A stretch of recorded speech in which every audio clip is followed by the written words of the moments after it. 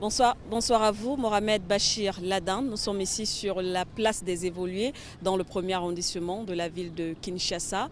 La campagne électorale est donc lancée ici en République démocratique du Congo. Nous allons revenir sur les différents points qui ont marqué le lancement de cette campagne. Entre autres, déjà hier, le retour de Félix Tshisekedi et de Vital Kamerhe en provenance de la Belgique. Oui, effectivement, Manuel Assiké, le retour de Félix Tshisekedi et de Vital Kamerhe à l'aéroport international de Kinshasa à bord d'un avion d'Ethiopian Airlines, un vol de ligne, donc pas d'affrètement parce que la question du financement est au cœur de cette campagne présidentielle. Les uns et les autres préfèrent commencer par économiser un certain nombre de moyens, mais au-delà de ce vol commercial d'Ethiopian Airlines, on peut citer, en revenant sur le déroulement de cette arrivée à l'aéroport de Kinshasa, on peut citer cette foule nombreuse qui attendait à l'extérieur de l'aéroport, 10 000 personnes selon des membres du bord d'Etienne Tshisekedi, qui pensent qu'il y avait 10 000 personnes à l'extérieur pour accueillir celui qui était à Nairobi pour signer un accord assez stratégique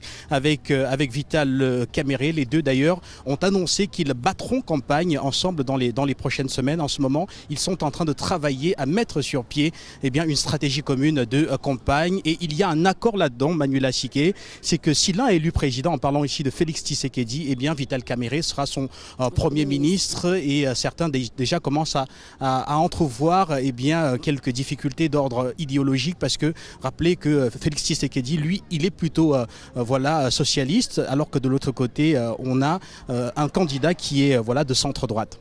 Alors, ce qu'il faut également dire, Mohamed Bachir Ladan, c'est qu'on a remarqué ici, Guy Fondop, la faible mobilisation, en tout cas déjà, depuis le lancement de cette campagne. Il n'y a pas cette effervescence qu'on a l'habitude de voir lorsqu'on prépare des élections dans un pays. En tout cas, pour le moment, il n'y a pas un fort déploiement des différents candidats à cette élection. Oui, effectivement, Manuel Assiké, on ne peut pas parler de grande mobilisation en ce moment ici à Kinshasa, et même d'ailleurs dans l'arrière-pays.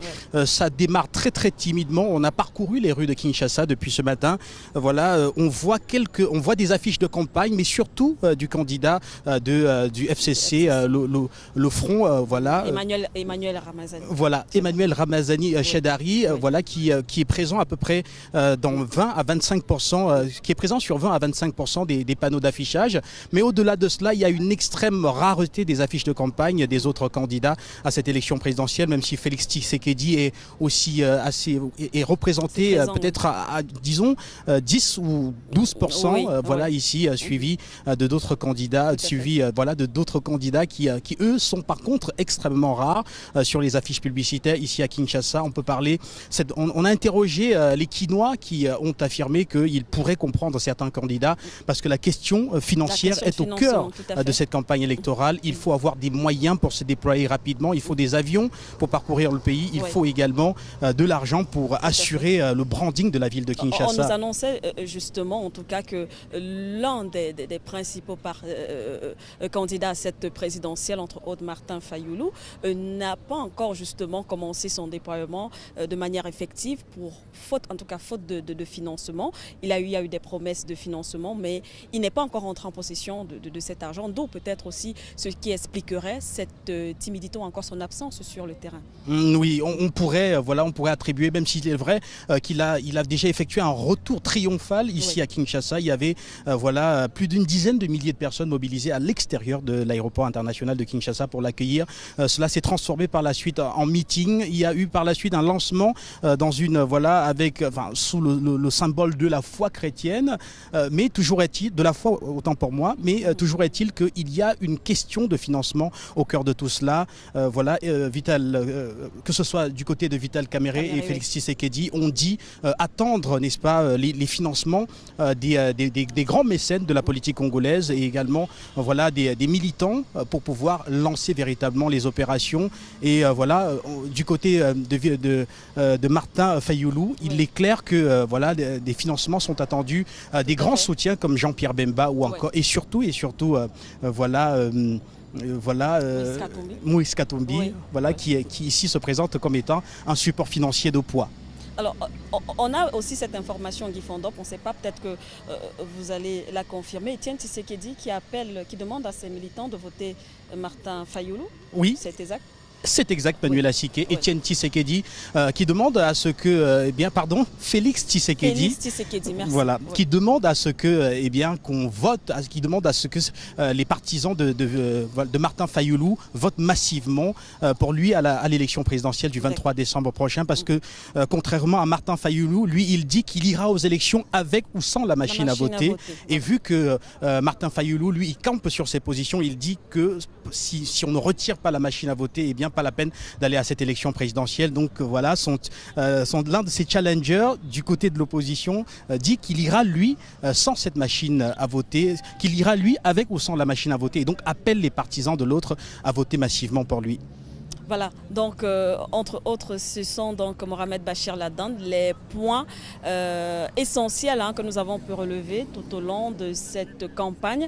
Guy Fondop, il faut également le dire, Martin Fayoulou reste quand même, il a dit, ouvert. Il ouvre encore, ses portes sont ouvertes pour les autres candidats, entre autres, vous le savez, Félix Tshisekedi et Vital Kamerhe. Il espère toujours cette coalition-là. Oui, il espère toujours cette coalition. Et rappelez Mohamed Ladande Bachir on est dans une situation où on joue au jeu du chat et de la souris, parce que du côté de Félix Tshisekedi, on attend un ralliement de Martin Fayoulou, et Martin Fayoulou également qui dit qu'il n'est pas tard pour qu'il soit rallié par le candidat Félix Tshisekedi et désormais donc accompagné de Vital Kamerhe.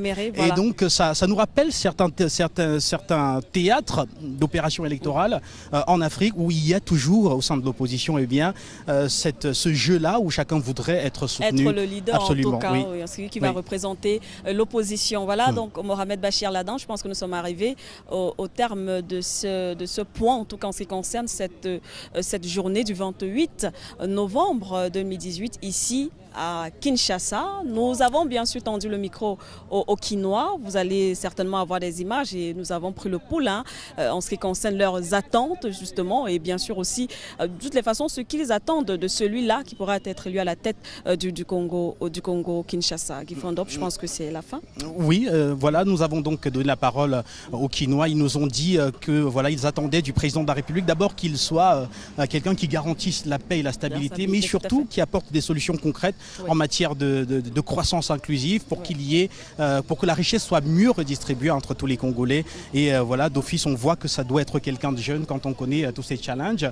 Et bien sûr, dans les éléments que vous suivrez très certainement sur les antennes de la télévision panafricaine, vous allez découvrir ces Congolais et leur position quant à la stature, ou alors quant au profil du futur président de la République. Voilà.